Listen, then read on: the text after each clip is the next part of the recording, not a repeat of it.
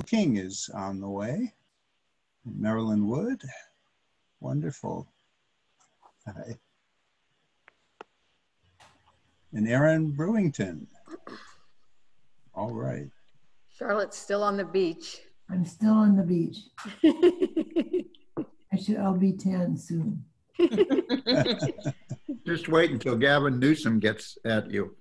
It'll be a virtual tan. He can't catch me. It's amazing with the wind that your hair is just looks perfect. That's amazing. Yes, it isn't. Hank Walter, we want to visit you in the IMU soon. Yes. Yeah, I'd love to be there too, Al. Or I'd love to be there too, Aaron. Yeah. It's eerily quiet in there. Yeah. Doesn't feel right without people in it, does it? No. Hollow.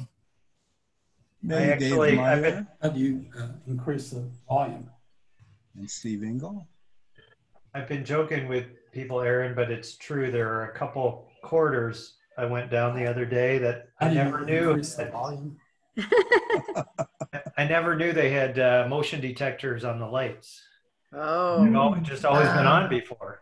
yeah. Right. Followed. So what does the frangipani look like? It's almost done. Almost done?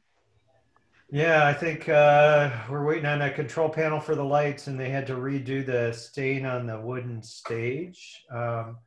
I think it looks like a nicer and more technologically up to date of the version of the old frangipani. So there's more wood. On say some of the walls, both by the entrance and the opposite to that, behind part of the stage. Different railings, different brand new wood floor, so it's not showing decades of wear and tear. Is the stage still as high? You know, it looks officially, I don't know, but it sure looks lower to me. Yeah. It looks more like 20 inches than whatever it was before. So maybe even 15 or so. And I presume the sound system will be better. The sound system will be much better. You know, I posted, and so will the video projection. I posted on the Rotary webpage, I don't know, maybe a month ago, what it looks like. There are now speakers on each, I think it's each of the columns, maybe it's every other column, for instance, that are built in. So really, it's bringing the technology up to date. That was one of our goals. Yeah, welcome Mike Baker, Becky Jesmer, Chris Michael Morrison, Gene Emery, hello, Rex Hillary. Ah, good. All right. And so we get 38 people here so far.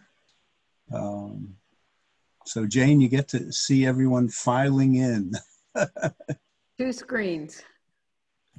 Right. Attendance is measured by how many screens we can fill up now. Natalie, how are you doing? I'm doing well, thanks for asking. Okay. Natalie. Hey, Hank, I had a question about the frangipani room. Are you there? Yep, I'm here. Okay. I'm just curious about the remodeling. I went to my first formal dance there in 1963. Don't you think this is sure? Military ball. I missed the last part of what you said. I said I went to my first formal dance there in 1963 as a freshman, and I just wonder if you weren't maybe a little hasty on that remodel thing. Maybe he'll give you a part of the old floor. Oh yeah, there you go.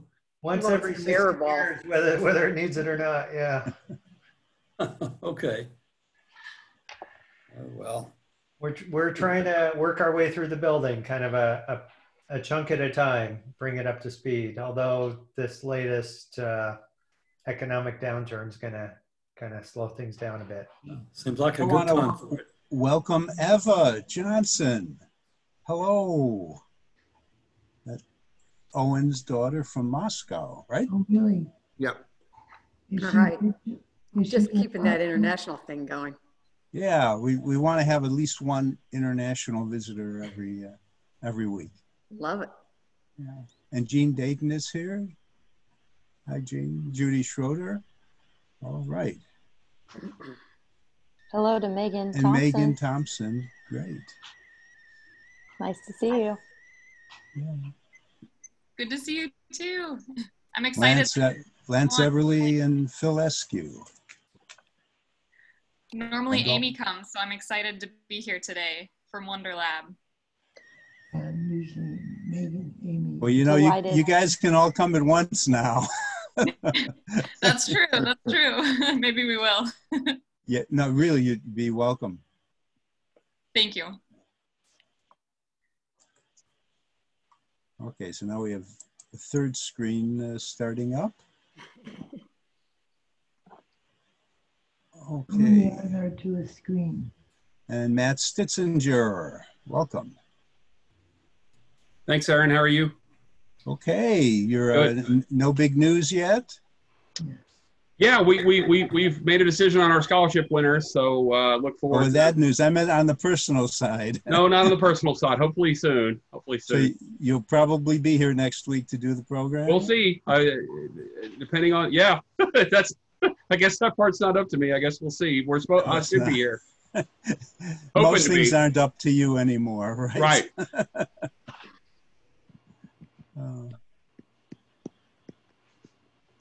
Is this a baby, Matt? Yes. Yes. My son. Our son. Nice. You have a child? Yeah, we're excited. Do they let you in the hospital? So far. So we hope that continues. Is this your first child? It is. Yes. Well, that's exciting. Thank you, Charlotte. Yes, we're really Yes. excited.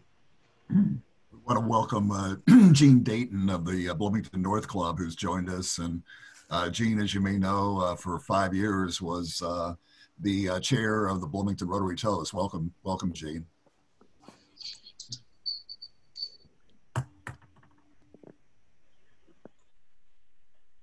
Okay, Michael, there's still people waiting to get in? No, everybody's been let in so far, but still a couple people like that's just connecting them up. Okay, well, why don't we get started? Yeah. I just want to ring the bell. And let's see. Well, Ellen, I'm going to call on you pretty soon. So I want to welcome everyone to the Bloomington Rotary Club's weekly celebration of service for April 28th, 2020. I'm Aaron Davis, the current club president, and it's just great to have everyone here. Great to see you all, even those of you who don't have appearances and only have names. But you'll populate your screens soon, I'm sure.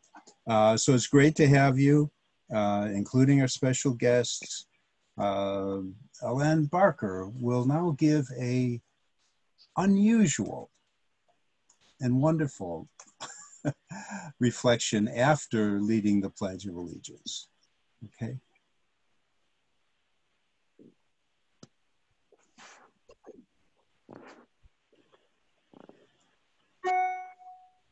Okay.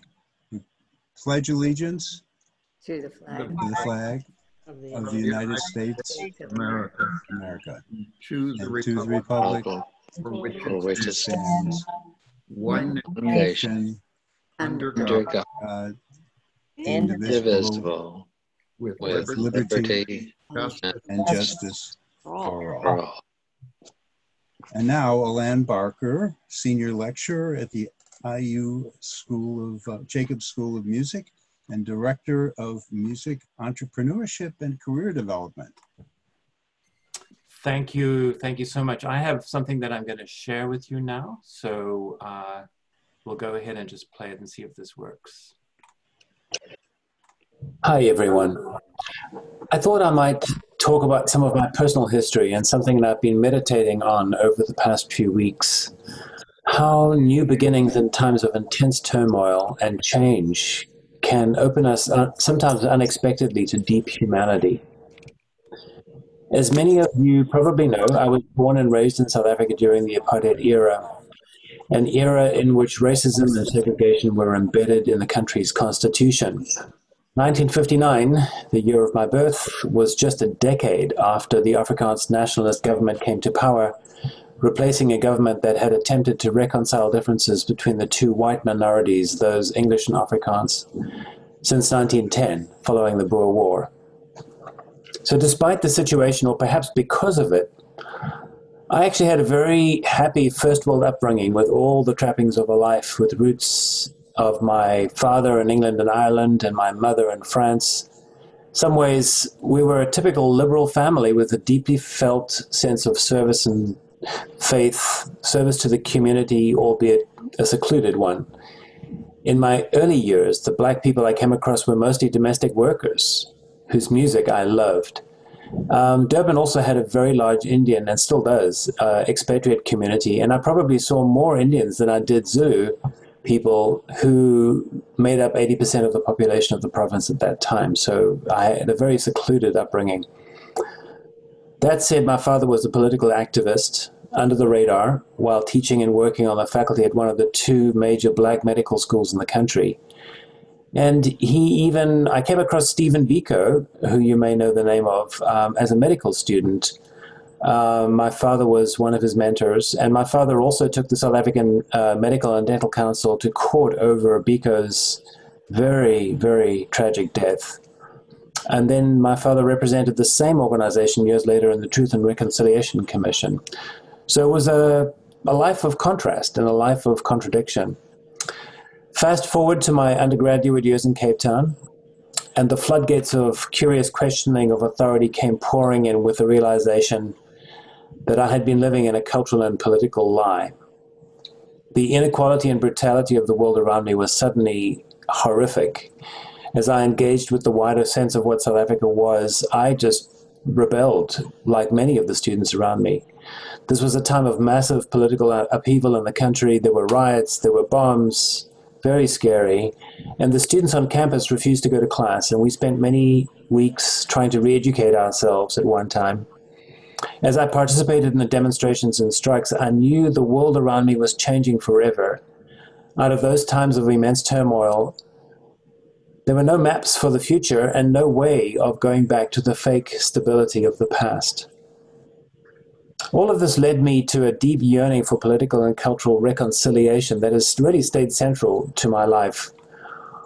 While still studying Western classical music at the University of Cape Town, which I loved, I jumped into learning about African traditional music, which I also loved, and really was looking for a place in which I could be more meaningfully connecting to the world, speaking as an artist and speaking truth to that moment. Despite the deep suffering and anger, the bombs and rebellion, now, so many years later, the things we think of as we look back to those dark days are striking to me in their deep humanity. For instance, Nelson Mandela, one of the wisest, most powerful human leaders we know of, was in prison then, unable to be heard or seen by anyone. We couldn't even see his photograph, yet he prevailed and became the healer of the nation, and in many ways, parts of the world. The truth and reconciliation that I spoke about, a process of healing that inspired the world, could not have been imagined during the time that I was there, time of such pain, hatred, and suffering. And then musicians, Johnny Clegg, somebody who would become South Africa's most compelling storyteller, was a folk artist, an ethnomusicologist who was known to just a handful of people around him in Durban. And then, as you probably know, Ladysmith Black Mambazo, amazing a cappella group, was also in Durban, barely eking out a living before they collaborated with Paul Simon and then, as you know, became world famous. So as I think back to that turmoil, my takeaway today really is that there was no way of knowing how it would work out except that those resisting the old God believed in the fundamental goodness of humanity, believed in truth and justice, believed in a commitment to ways of living that benefit all, and in many ways believed in the Rotary four-way test. Fast forward, and where we are now, living in a world of intense upheaval yet again, a time of change without certainty to show us the way. Alongside the coronavirus, we also have a rising sense that the environment is in deep distress. Political upheaval is sort of out there, and we're mired in financial uncertainty, and our deep yearning for reconciliation, political, cultural, and personal, seems to have no map. So where will this take us? Who will be our heroes? And what will we remember as the most inspiring moments of our time today? I guess it's too early to tell, but here are a few signs. With physical distancing, we seem to be listening, watching, creating in ways that feel different. As we connect through Zoom today, we're connecting in an unexpected way and creating community. And while musicians and other artists shudder at the idea of a world forever changed, they're also creating in the most amazing ways. So I'll leave you with a few quick examples. Here's a South African high school singing Alleluia. She tied you to her kitchen chair. She broke your throne and she cut your hair. And from your lips she drew them. Hallelujah.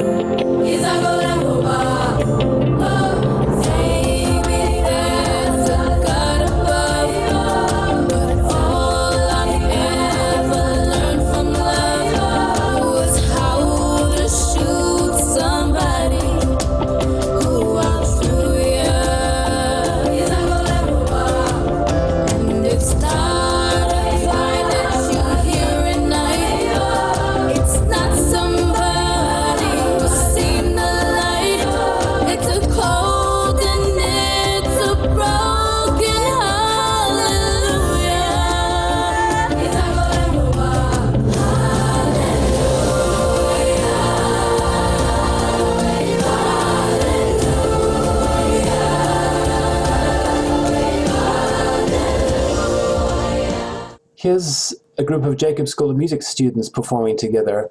There's only so much you can control. Belief in lies has taken its toll. But never fear, just step up on go. And so you can go, but you better stay home. You can call my telephone, I'll be right here. Alone at home, maybe you are home alone too. Call me on FaceTime, you'll know what to do. Oh, I'm not alone, I'm alone with you.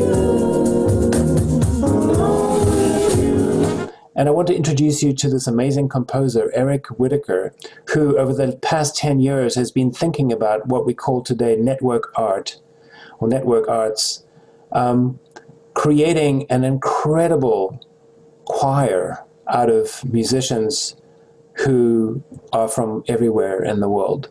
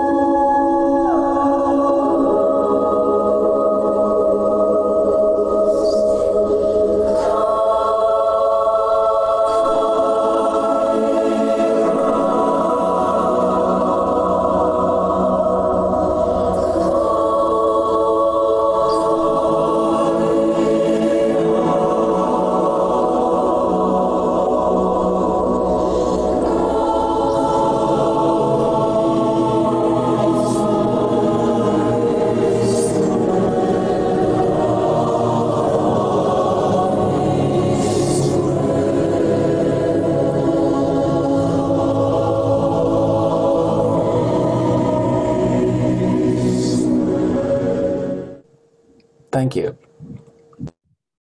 Wow. Wow. That was beautiful. No Thank word. you. That was incredible.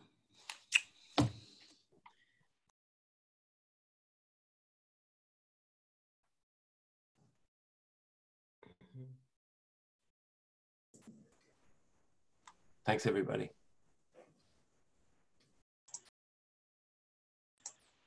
Okay, thanks. Yeah, very powerful. So moving on, I'd like to introduce some of our guests who haven't been introduced especially. But wow, there's a very powerful piece. Let's see, Jim Bright, I know you already announced Jean Dayton, and we have Melissa Stone here from the Sunrise Club. Yeah, I would just ask if there are any other visiting Rotarians with us here today. Okay, welcome Jean and welcome Melissa. Thank you, Aaron, back to you. Okay, then Owen has someone to introduce. My daughter, Eva, who is in Moscow, locked down. Moscow, Russia, not Idaho. Right. How are you doing, Eva? It's been an interesting time.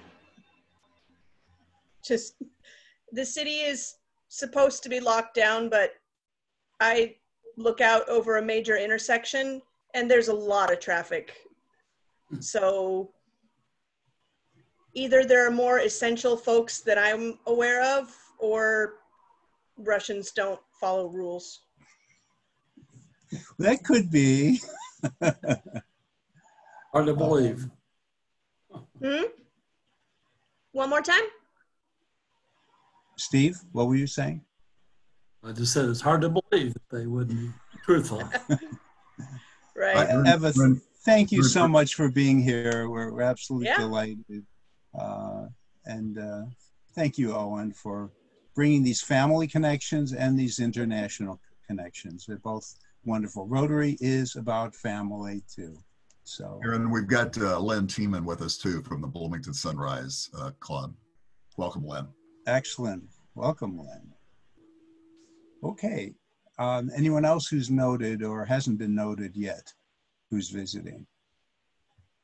Ray Briggs from the Bedford Club. Thanks, Jim, for the invite. Ray, thank you for being here. Thank you very much. Glad to be here. Good program. Okay, it's only starting. We have some birthdays this week. Glenn Steenberger, April 26th. And then membership anniversaries. Joyce Poling, 31 years in Rotary, 11 with our club. And Glenda Murray, who's here, 29 years. Wow. Wonderful. Past President Glenda Murray. And let's see. Okay, just a little bit of time for some updates. I would like to encourage all of our members to maintain social connection with fellow Rotarians and others in this club and elsewhere. These are excellent times for checking in with friends and getting to know new people also.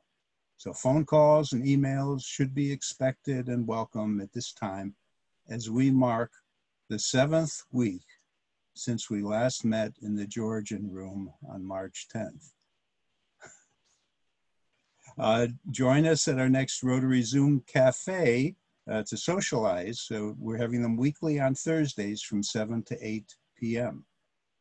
This past week, we had around a dozen Rotarians sharing some time and some beverage. Now, anyone have any happy dollars? Anything to be happy about?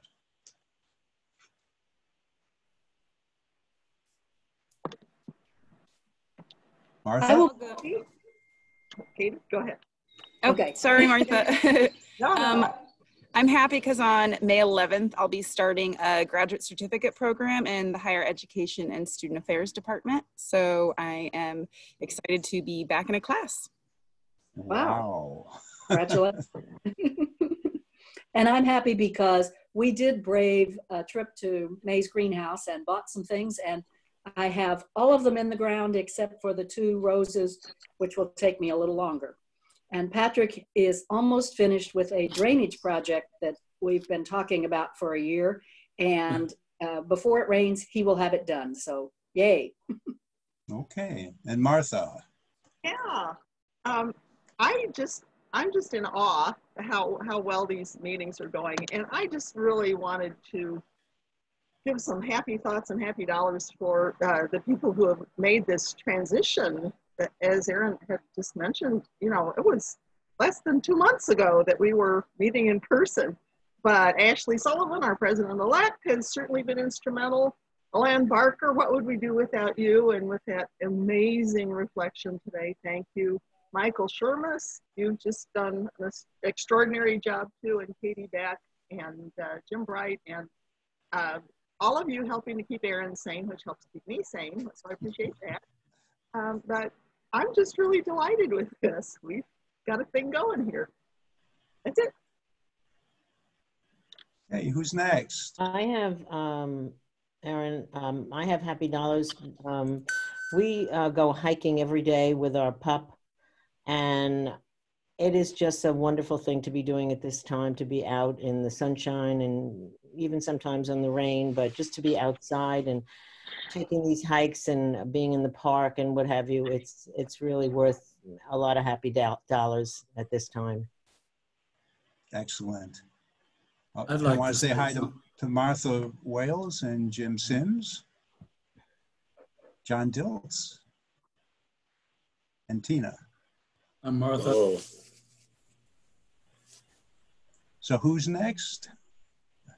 Well, I'd like to say something. Okay, Steve. Okay. I'm happy for 2 reasons. One, the beautiful weather outside is going to let us go out on our pontoon boat this afternoon on Monroe, so I'm pretty happy about that. It's only the 2nd time this year.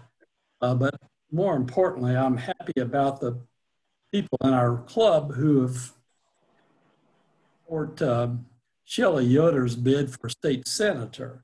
I've had some really response from several of you, and if any of you would want to help contribute, I can give you the address. So you can just email me after the meeting.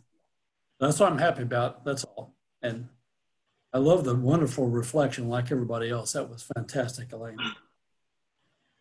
Okay, I want to welcome Gus Shackles, and who else hasn't been? Well, Kyla and Trent Deckard are both here. Our comic conspiracy over there.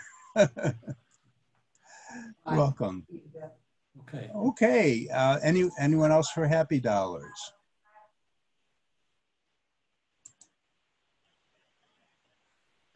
Okay. Well, let's move on forward with our program then. And I'm going to have Charlotte Zitlow now introduce our very special guest.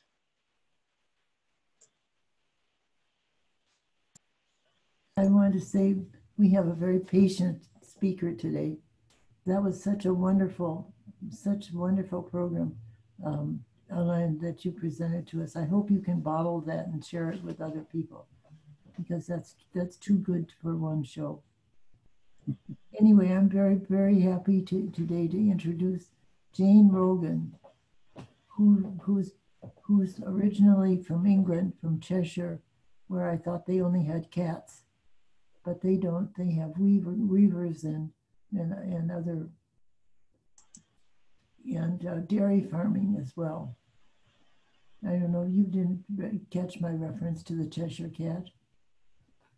None of you knows Alice in Wonderland. I think Alice in Wonderland is where we are today in many ways, because we're down the rabbit hole, but maybe we'll find the door out. I'm confident we will.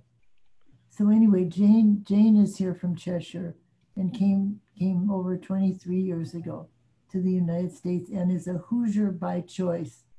That's self-confession. She's been working at IU since that period, that whole period, working with undergraduates and graduate students. And she's committed to that kind of work. But now we have a program at IU. Kyla knows, Kyla's another member. We have a program at IU that reaches out into the communities around us. I think sometimes I've always wondered when IU was going to connect with the people around us, with the world around us, not in a way of town and ground, but of being resources for the challenges of the area around us, which is a challenging area. We have, as you know, not very good soil around here.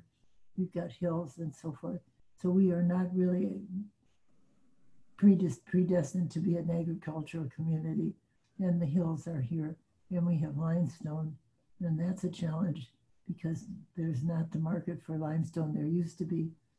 But IU has decided, under the aegis, I believe, of Lauren Robel, that IU should be more a member of the community and should get out there and find out what needs the communities have, and figure out ways that we might be interactive and helpful to the communities. So Jane is working with the, what is it, sustainable living programs. She'll describe them through the gosh, I knew I'd forget. The Center for Rural Engagement. Center for Rural Engagement. Thank you very much. You're welcome. Came from a different voice. For the Center for Rural Engagement, which I think is a real move in the right direction for Indiana University to become a true state university, which we are not always aware of. Mm-hmm. So I want to introduce to you Jane Rogan, a wonderful, very fun and interesting lady from Cheshire. And I want her to see her smile. Okay, Cheshire, I'm not Cheshire. Jane, come on. Oh, well, anyway, you know. All right, Cheshire in the house. So thank you, Charlotte, for your lovely introduction and your kind words. And thank you, everyone, for having me here today. Just a couple of notes before I get started. The first note is never, ever follow Alan Barker anywhere at any time, anything, because there is no possible way. This is going to be a sore disappointment to you all based on what you just saw from Alan. So settle into your discomfort now. And then I just want to say my happy dollars and what I'm happy about today is I actually got dressed in a full work attire today, and I even put earrings in for you all because I wanted to make my best Rotary impression.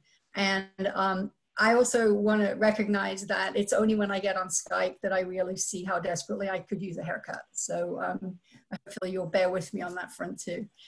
I want to talk today, as Charlotte mentioned, about our initiative at Indiana University through our Center for Rural Engagement. I direct a program called Sustaining Hoosier Communities. And I'm going to talk to you today about what that is, what we do, how we get that work done, and what kind of results we see. So in a nutshell, for those of you who don't know, the Center for Rural Engagement was started a little over 2 years ago, excuse me. I'm getting ahead of myself. 2 years ago, we are the recipient of a large grant from the Lilly Foundation to get this work started to support our local communities. Kyla Cox-Deckard is our communications chief, so she is sitting in the room, and I am absolutely hoping she chimes in when I put my foot in my mouth and say the wrong thing, as I can count on Kyla to set me straight on all things. So when the center opened up, our Sustaining Hoosier Communities initiative had already gotten its start. We had engaged our first community in the 2017-18 school year. And we had been planning for about 8 months prior to that. And when the census started, we were fortunate that the census sort of brought our initiative into the Center for Rural Engagement, and Sustaining Hoosier Communities has been able to continue working in our rural communities. So just give you a little snapshot of what we do here. So Sustaining Hoosier Communities is primarily a community engaged teaching program. We work with faculty and students across the entire university, and those faculty and students adopt a community identified project into their course for the semester, and they work on that project for the semester, or sometimes even 2 semesters, to solve a problem or look at an issue that the community itself has identified. The program itself is part of the EPIC network, and EPIC stands for Educational Partnerships for Innovation in Communities, which is a mouthful. But the EPIC network is a US nonprofit that really helps to support and promulgate these kinds of community and university partnerships. We joined EPIC in 2016-17 and started our first engagement in Lawrence County, so with Bedford and Mitchell as the chief recipients of the work that we were doing, and have subsequently worked in Lawrence, Orange, Green, we went through a few colors there, and are going to be partnering with Washington County, which is Salem, as its largest town, in the upcoming academic year. Some of the really important things to remember about the work that we're doing is that we only work on community-initiated projects, which is a little different perhaps than some university community partnerships in the past.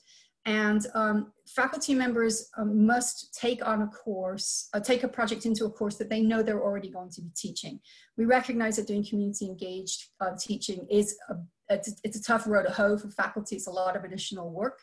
And so we don't want faculty to create new courses. We want to see what we can do to fit projects into courses that are already on the books to be taught.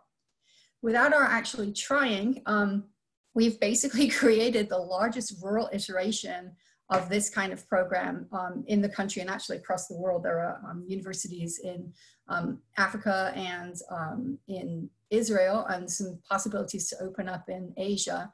And we are the largest rural iteration. Most other universities who do this kind of work in urban settings. So they might partner with a larger city or a small town, on the outskirts of a city to do this kind of work. So over this last few years, since 2017-18 school year, about 1,900 students have taken part in a class that has been working towards community identified projects. And when we calculate the rough number of hours that means that students are contributing towards local communities, it's over 120,000 hours that students are putting into the community, which is a pretty significant, pretty significant number.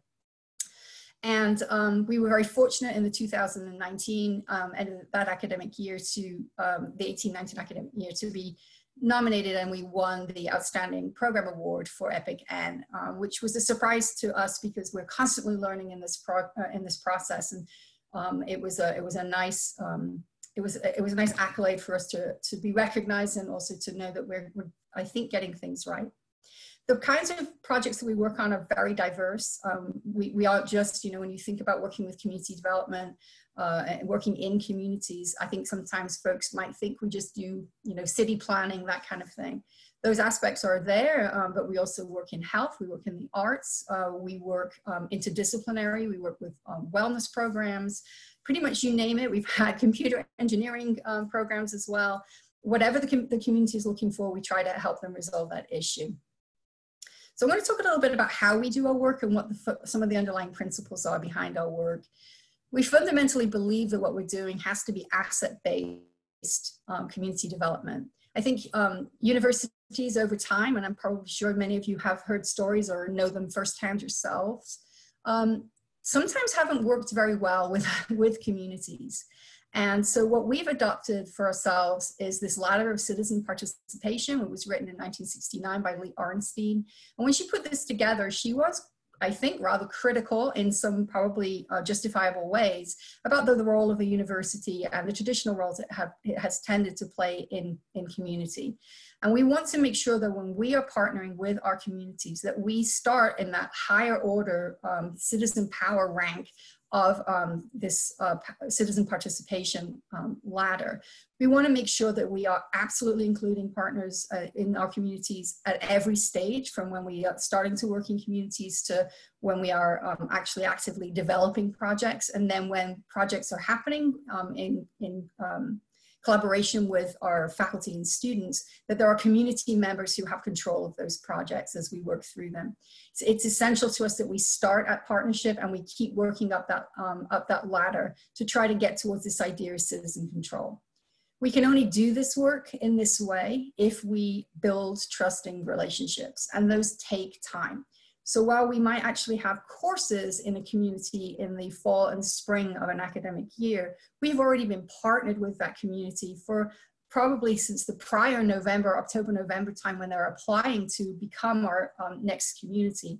So we've already set up 8 to 10 months of work before a faculty member ever steps foot into a classroom and starts working with students on their project work. We're then with that community for the fall and spring semesters. We do some continuation work typically in the summer for a couple of free projects that might need some additional attention from the Center for Rural Engagement and from our faculty and students. And then we're obviously also developing the next community that we're going to be working with.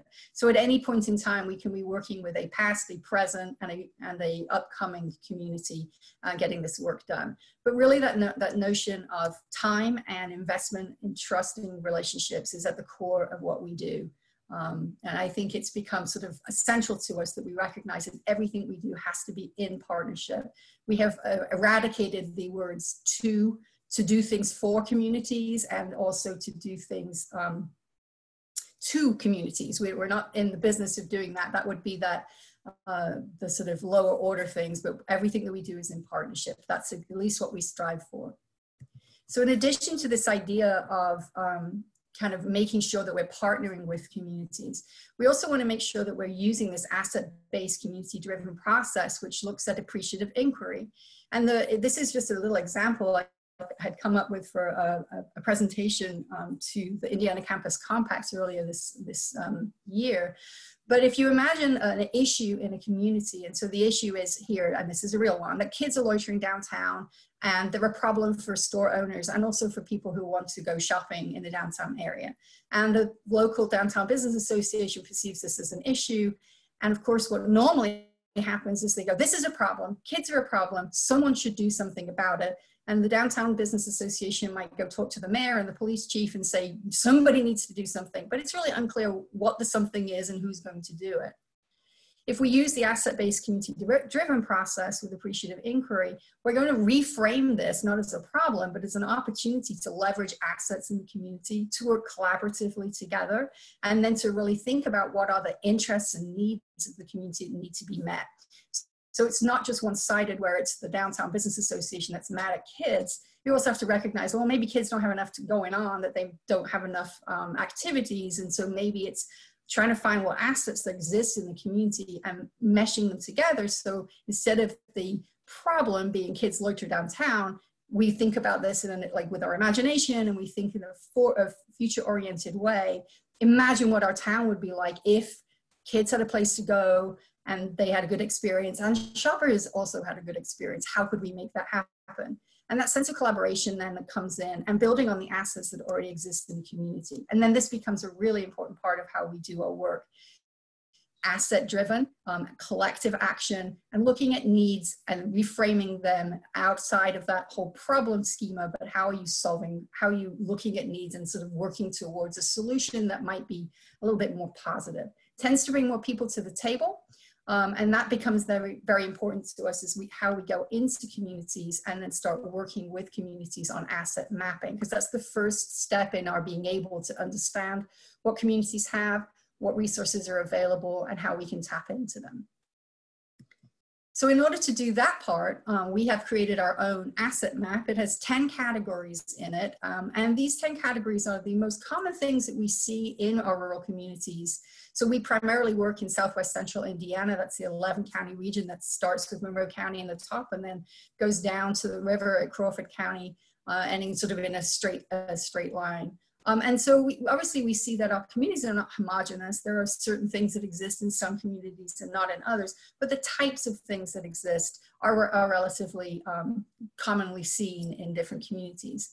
This asset map has become something that we use in community. We encourage our community residents to participate in this process with us to really get a sense of their assets. And that's important to us because then we're not simply looking at what political leaders or business owners are thinking about. We're really kind of challenging ourselves to involve all levels of society, all community members into our work.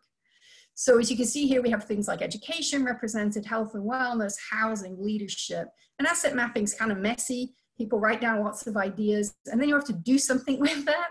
But for us, the primary reason for doing this work is to expose to us what's important to the community. And then secondarily, the community members who have written these asset maps are then asked to think about a project that they think that we could work on with them that would leverage some of these assets in the community. And the way that we do that is very simply, we hold community meetings. So this is a very fuzzy picture, deliberately so we can't recognize anybody in the picture, but this is what we do. We go into communities and we have meetings with community members and they talk about their communities. They list and discuss their assets, and then collectively at small tables and in groups, they really think about how to link assets to projects, and then what are the needs and what's the future that they imagine that if we're working on a project, it's going to get them towards this imagined future. And the example I would share with that would be something like a small park in a small community probably has some outdated play equipment. So the immediate need that people think about is, we need new play equipment. But what we're trying to get them to think about is to imagine that future state, and also to think about what maybe the underlying issue is that causes the need for play equipment, and how do we address the underlying issue. So if it's that the play equipment is, it's old and kids don't want to use it because it's old and it doesn't seem very safe, then what we're really trying to address is how do we create a safe environment where kids and parents feel welcome in a space in a park where they can have fun, recreate, play, and burn off some steam at the end of the day, which I think we all probably need more than ever right now. So we try to get our community members to really think about this sort of future-oriented framing of how they think about what they have in their community and how they want to utilize it. We create all kinds of ways to represent those assets, and so this is just one example. And this was created after we had 3 community meetings in Washington County, which is Salem, Indiana. And so we went to 3 different communities and asked people just to tell us what goes on in their communities, what their assets are, what do they perceive are the strengths of their community. And you can see here that the YMCA is featured, and obviously the size of the text is relative to the number of responses that are there. But you've got the YMCA, you've got a lot of outdoor assets, including Lake Celinda, Delaney Park, but then you also have things like food banks and farmers markets. So those things are, come out. The reason that we do this and we display this and we share all of this information with our faculty is that we want to make sure that we're working on the projects that are of the utmost importance to the community and are responding to the things that they know are strengths for them. It does us no good to work with the community and work on something that they then, after we've gone and our teaching commitment is over, that they don't have the capacity to continue. And so we want to make sure that we're setting them up for future success. And the way to do that is to focus on the things that they already have that are working well and help to make them work even better. So I want to talk a little bit about our students. So as you saw, we've had over 1,900 students participate in these programs since we started. And one of the great things about this work is that we are talking about local communities. Communities are local to Indiana University. So we are inevitably going to have students in our classrooms who are from the communities that we represent. So this is Sarah Murphy. She participated in our first Sustaining Hoosier Communities partnership with Lawrence County. And Sarah is from Lawrence County. She's from Bedford. And it was amazing for her, as you can see, it's this little quote from her, being in a class that is closely involved with my community is really awesome. It makes my major feel more tangible. Now, Sarah was a Parks and Rec major, and she was working on a project at the Avoca Fish Hatchery, which is just outside of Bedford in the small community of Avoca. And she became a kind of resident expert for her class on what the community is like and you know, what it's like to live in a rural community. And I think that's a really important thing for particularly our rural students. Sometimes they don't feel particularly sophisticated when they are in class with students who are from Chicago and New York and wherever else, the big cities. And they sometimes feel that their small community life might not feel quite as important. But then when we put them in the classroom and then all of a sudden they're expert on their own communities, it's a great confidence booster for our students. Sarah, I should point out, being from Bedford and a Parks and Rec major, really wanted to go work in a state park or a national park. And this experience for her working with her home community really taught her that she could find joy working in her own community and working for that community. And she subsequently, after graduation, taken a job working at Spring Mill State Park, which is in her backyard. And she's working as an interpreter in the park. So a nice success story that we keep a smart student who feels committed to her community. We keep her in Indiana, which is always good news for us regarding the brain drain.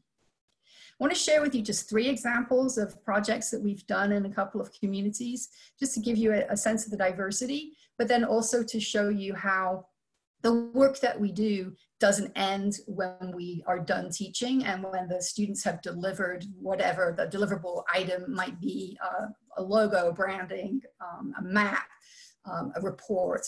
When we're done with that work and that's given back to the community, there's an opportunity for the Center for Rural Engagement and our faculty and students to continue to interact with the community partners that they've worked with. And so here are just a few examples of that. So here we have Professor John Kiesler in the middle and the sheriff of Lawrence County, Mike Branham, excuse me. And what Professor Kiesler's Masters of Social Work students did was they did a rather large survey to figure out what a community-centric approach to the opioid crisis might look like in Lawrence County. What actual physical resources are there for people who are struggling with addiction? Why do they use them? Why do they not get used? How do they get communicated to people? Who communicates the opportunities and availability of these resources? This Masters of Social Work class actually did its work over 2 full semesters, so an entire academic year. And then Professor Kiesler finished up the work of kind of like, you know, the students had done all the survey work and we had all the data, but we needed to turn it into something. And that's what Professor Kiesler did over the course of the summer. The end result of that is that the work that Professor Kiesler did and the presentations that he made have gone into a federal grant, and that's really been helpful for us in really figuring out how to respond to opioid planning in the state. So it was a state level response. And so other communities are now using the framework that his students put together to really figure out how to respond in a tailored way to the opioid crisis. So again, and as a class that then led into more work that has also led into some funding opportunities for our communities. This is a lovely example here is, this is our nursing students in Orange County, and they are actually in Paoli in the Southern Indiana Community Healthcare Clinic. And the clinic has a lot of residents, as do many of our rural health providers, a lot of residents with chronic health problems. We know in our rural communities that chronic health tends to be a problem, and that's issues of obesity and diabetes and hypertension. And most folks are perhaps not following their treatment protocols as well as they could. And so the nursing students did their clinical rotation in Orange County, and they visited patients of the clinic who the clinic determined had not had sufficient follow-up or had not been making much progress perhaps with their diabetes care. So the students were in pairs and they went to visit patients in their home settings. This was great. This has led to all kinds of things for both the students and the School of Nursing, but also for how we think about social determinants of health.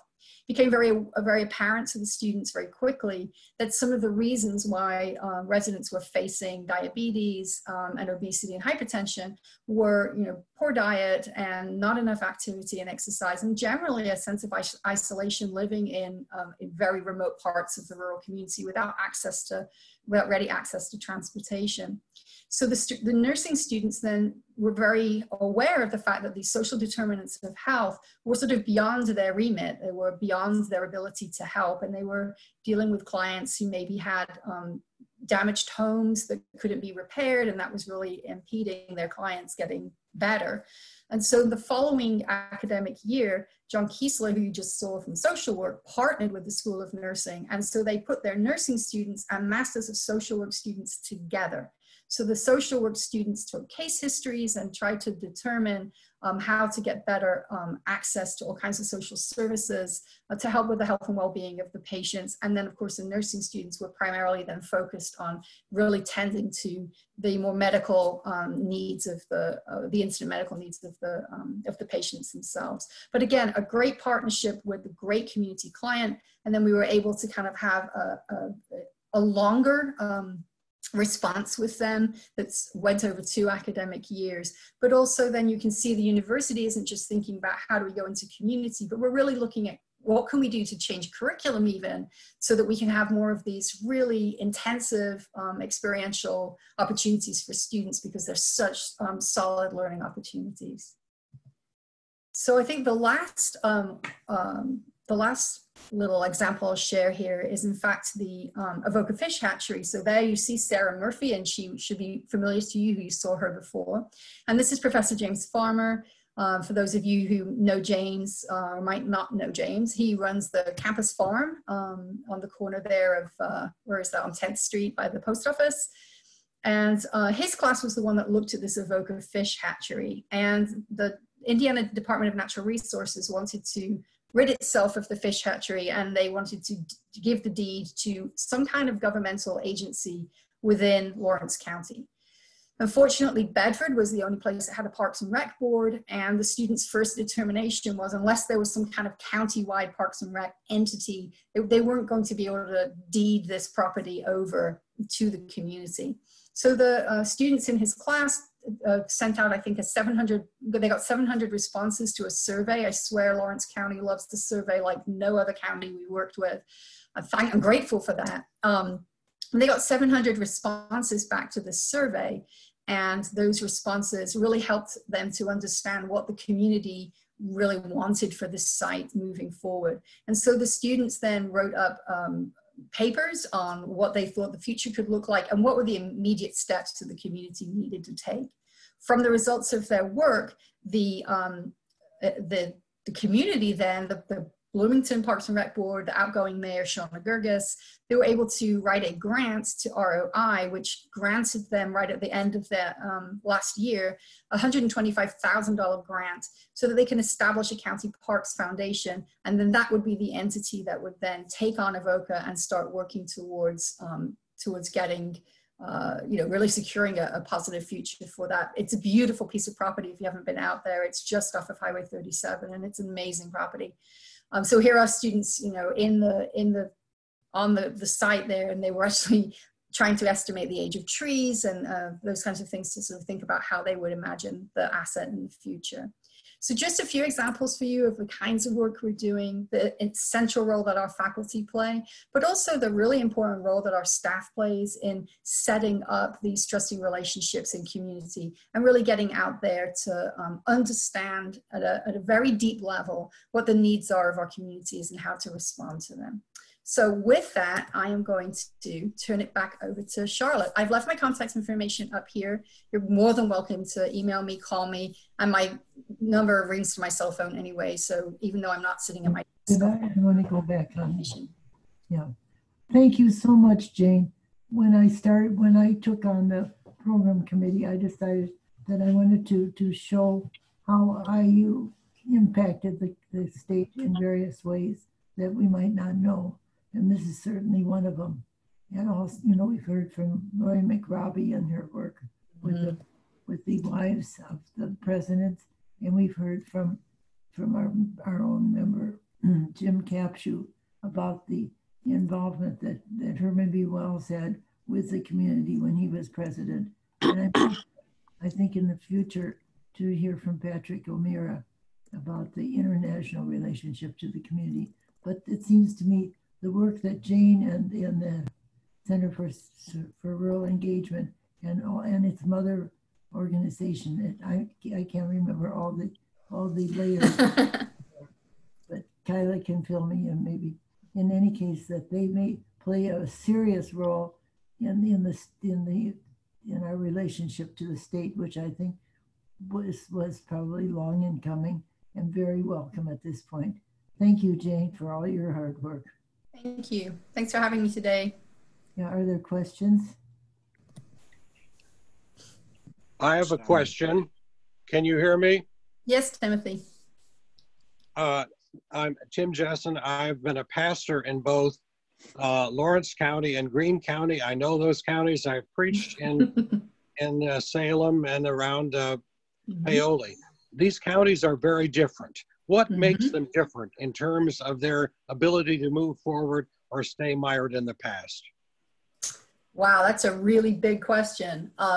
They are different, and the personalities are different. The ways that they interpret the role of their government agencies is really different. I think Orange County itself, when you talk about Paoli, is a fascinating case study in that there isn't a single mayor in any one of those towns, so they do not have leadership at the local level of the kind that a mayor brings, including staffing, to really look at and address issues. So that becomes a critical issue. And so what that does for us in a place like Orange County is it makes us have to find who the leaders are that aren't just using that sort of umbrella title of like elected leader. Who are the movers and shakers who can get things done? Who are the people who know what's going on in the community and who are trusted by other members of the community? We have to remember that when we go in and we say we want to have community meetings, no one's going to show up unless we have trusted agents in the community who are partnered with us to call on their colleagues and their partners to come and meet and talk with us so we can start building up that sense of trust. But no, you're absolutely right to point out these communities are very different one from the next. Greene County is a fascinating case in point that one side doesn't talk to the other. The eastern part of Greene County, which is the small farms that are very hilly and you know, folks who are really struggling. And then you've got the western part of the county, which is huge farms and massive agriculture, and they don't look alike. And they also have coal mines over there too. So they're very different. There's a very strong union presence in the western part of the county and not at all in the eastern part of the county. And then that changes, of course, the political dynamics of what goes on. So, you know, these are all very complicated pieces that come together in the mix, which is why asset mapping is a fundamental piece of what we do, because there's no way that you can read a stats sheet to see what the unemployment rate is and what the median income is and actually get a true sense of what that community looks like and feels like. Thank you, Jane. Would you mind could you hang around here? Absolutely, of course, Erin. I'm happy to do while that. we wrap up the meeting, because I think sure. there are more questions, and I don't Absolutely. want to cut them off. So No. we'll wrap up the meeting and then stay here for more questions. Thanks, Erin. Thank you, Jane. This is a great presentation. It's near and dear to our hearts because Rotarians in this district, you know, we have a very diverse, very significantly rural district that we're in, southern Indiana. And so there are lots of clubs out there who will want to be hearing from you and who you can access through Rotary. Hopefully we'll do everything we can to make sure that those connections are made. I've already been to the Bloomfield meeting once. Excellent. So now, in honor of today's celebration of service, we'll provide this quarter's local charity donation to Centerstone, a United Way agency. And Ashley will introduce the next week's program to us. Hey everyone, our next celebration of service will be May 5th on Zoom. Our program will be Bloomington Rotary Club's presentation of $1,500 scholarships to 4 high school students led by Scholarship Committee Chair Matt Stitchinger. These scholarships were substantially supported by funds donated to the Bloomington Rotary Foundation, and you'll be hearing much more about the foundation in the coming weeks, so keep your eyes open for that. Yep. Thank you, President-elect Ashley. My thought of the week is, and some of you will be familiar with this, and it ties so well into the 4-way test which will follow. It's a quote from Gandhi, who said, "Happiness is when what you think, what you say, and what you do are in harmony." Nice. And following up on that, please join me for the 4-way test. Of the things we think, say, do. First, is it the truth? Second, is it fair to all concerned? Third, would it build goodwill and better friendships? And fourth, will it be beneficial to all concerned? And fifth, is it fun? I want to quickly mention that Mahatma Gandhi spent time in Durban as well, just to let you all know. Elma, Yes, yes. I wanted you to have the. So questions or follow-up? You want to end up?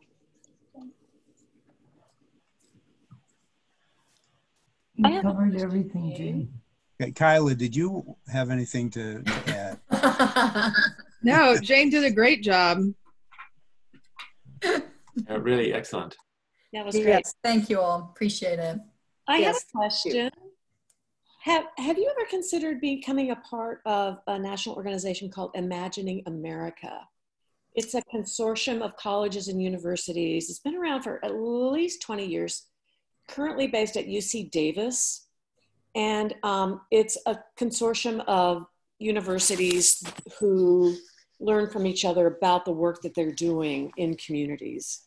And I think the Center for Rural Engagement would be a unique addition to the national conversation. I don't think that IU has ever been a member, although when I was the head of the Bloomington Area Arts Council, back when we had one, someone sent me to a meeting of Imagining America that took place at University of Illinois in Champaign-Urbana. So it's kind of arts focused, and I know that there is a quality of life / arts focus at the center. So I would highly recommend that you look it up. They do a national convening. Okay. Well, thank you. And what were they called again? Imagining America. Okay, Imagining America. Perfect. Yeah. Oh, and Jane, I've got another organization that you'd be a perfect match for. Rotary. Oh yeah, what's that? We'd love to have you anytime and all the time. Thank you, Aaron. Jim, do you? Okay, I'm not sure. Do members get a commission when new members join? Is it like? Because if so, I think that Kyla Cox-Deckard should be getting the promo pack of whatever that's on offer this month. Is it a toaster oven this month? It's just bragging rights. Okay. I'm going to accept on the behalf of you being the speaker. And in this community, bragging rights is a big deal. I invited you. Jim That's Bright, right. And Charlotte has to get kudos too because she invited me. That's true. Absolutely. And Jim Bright, I wanted to ask for your input on the district and what needs there are out there that the Center for Rural Engagement might be a valuable connection for. Well, Jane, I'm glad to hear you were already at Bloomfield. Now you've been at Bloomington. There are 32 or 30 more clubs out there in Southern Indiana alone. So you need to take your show on the road. And oh, by the way, I think Alon Barker needs to take his show. Lots. But Alon's show must come with tissues, I fear. Yes. Well, mine too. That's for sure. But quick question for you, Jane. Of all the projects and initiatives undertaken by your group, which one do you consider at this point to be most impactful?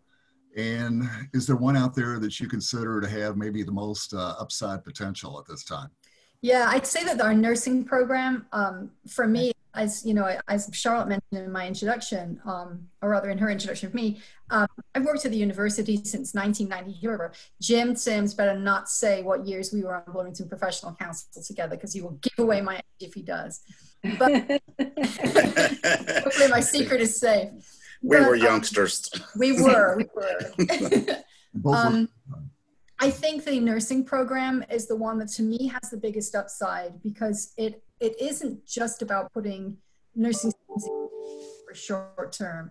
It's got two sides to it, right? It's about how do we really imagine caring in community, in very disparate communities where people are a long way from one another and don't have access to this, what we're doing. They wouldn't be able to do what we're doing right now with, you know, internet connectivity doesn't exist in a lot of our communities.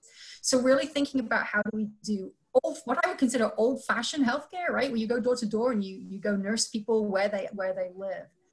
I think the other side to it is that then pushes our university to really think about its curriculum and really think about the opportunities it's providing for students. The literature tells us that if we want students to graduate in professional degree programs like medicine and nursing, and to go work in rural communities, they must have the experience of rural communities at some point during their practical or clinical placements. If they don't, they can't imagine what that will look like. And we will never solve the shortage of doctors and nurses in rural communities if we don't show them while they're in training that being a physician or being a nurse in a rural community is an elevated position. I mean, you could, not in these days and age, but in normal times, I think you could walk into any supermarket in a rural setting and see people wearing scrubs. It would just be an ordinary thing for you to do, particularly if you're near a hospital or some other medical facility. When you walk into a rural community and you see a person in scrubs, they probably, you know, they are the elevated status individual, right? So if you're practicing medicine or nursing in rural communities, you're going to have a lot more latitude in what you do, because you're not going to have a huge support team and network of other providers around you. And that's very appealing to certain types of personalities and certain types of students. But if we don't give them that experience and demonstrate to them what it is to be in rural communities and what their needs are, they will always sort of, as we all will as humans, will default to what's most familiar to us. And that obviously for most people is not rural settings. So that to me is a project that has the ability to change hearts and minds in our students, to change the curriculum for our university, and that ultimately we could actually have an impact on how healthcare is provided in this state, at least. It seems to me one of the things we should really have happy dollars about is that we're talking about community these days instead of just individual. Yeah. And I think that's what we have to do. We're coming to understand how important it is to consider ourselves as parts of community that have an obligation to that community. This is a wonderful, wonderful process. Thank you. Right. Thanks, Charlotte. And Liz, did you want to mention the Workers' Memorial Day?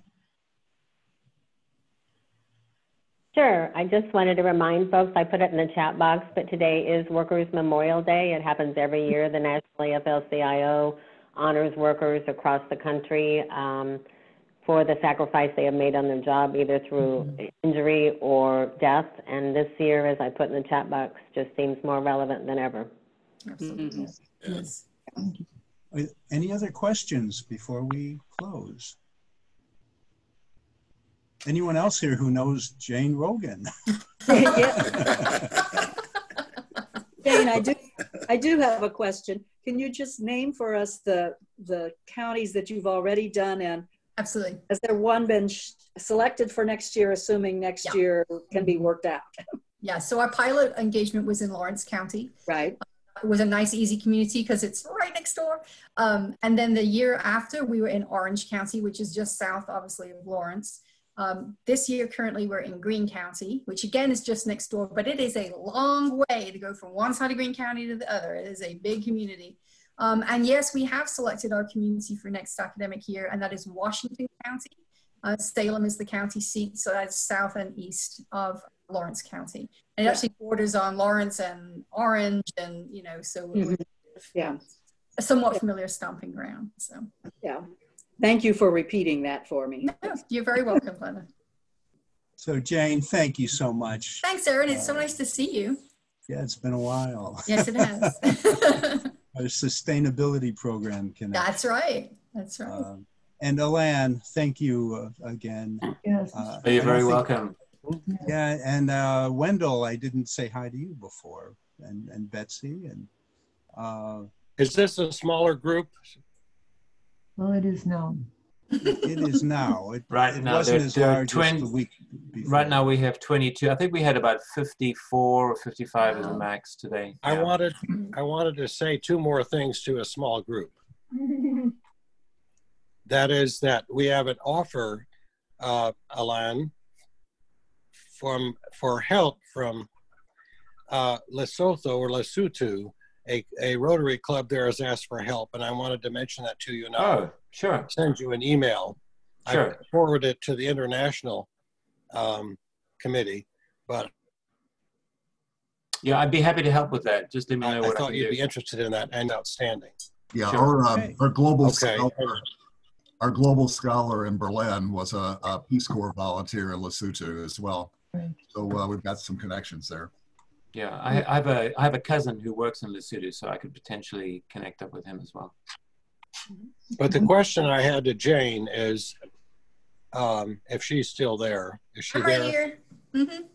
Mm-hmm. To follow up on my earlier question, for example, Owen County has always seemed to me to be much more progressive and open than Greene County. You know, I just can't imagine some of the things they do in Owen County would ever go over in Greene. And I just think that's an interesting topic of study and discussion.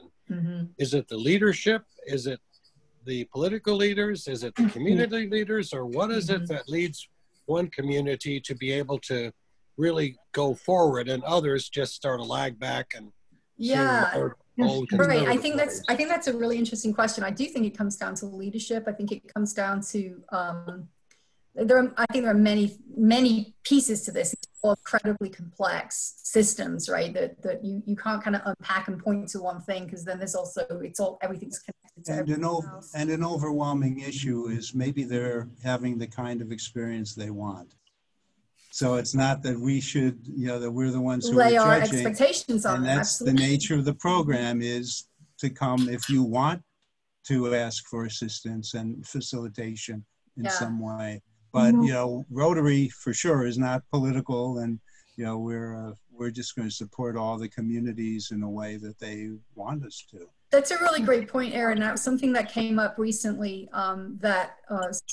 Somebody asked me a question in a national organization about somebody who doesn't work in rural communities, about working in rural communities, and like, doesn't everybody think you're like you're from the university, so you must be a communist? And no. And the one thing that I'll say is that going to communities, building trusting relationships, and we are working on the things that communities want us to work on. We are not forcing any agenda of our own. The only agenda we would possibly force is by not selecting projects we thought were not in the best interest of the community. For example, if they decided to rip up Main Street and put a coal strip mine down the middle of it, we're not going to probably work on that project with them. A myriad other projects that have a sense of positive well-being at the end of them. And the issue of politics, quite surprisingly, doesn't come up. It just doesn't. That's not what we're there for. I would like to add something. I worked in those counties at one point, politically, I understand, but what I realized that these counties are full of human beings, and it depends a great deal on who those people are who've been there and who've been doing whatever they do over the years, and they've shaped the community, and one has to understand that as well. The human beings that are there. Do you hear me? Thank you, I agree Charlotte. with you. Yes, Absolutely. and thank you, Jane and Alan, and thank you, Jane. Jane, I want to quickly thank you as well. Your work is spectacular and is having thanks, a huge Sarah. impact on what we do in the Jacobs School of Music as well. So thank you very, very much. Thank you very much for your And support. Sandy Keller didn't mention you before. Sandy. So have a good lunch or a good evening. Have both, I hope. I'm having great mine to right see now. you. Thank you. And thank you, Aaron. Thanks so much for inviting me. Yep. Goodbye. Bye. Thank you. Bye Good to now. see everyone. Take care, everyone. Thank you. Bye, Jim. Thank you, Jane. I'm going to go ahead and stop recording now as well. Thanks, Elaine.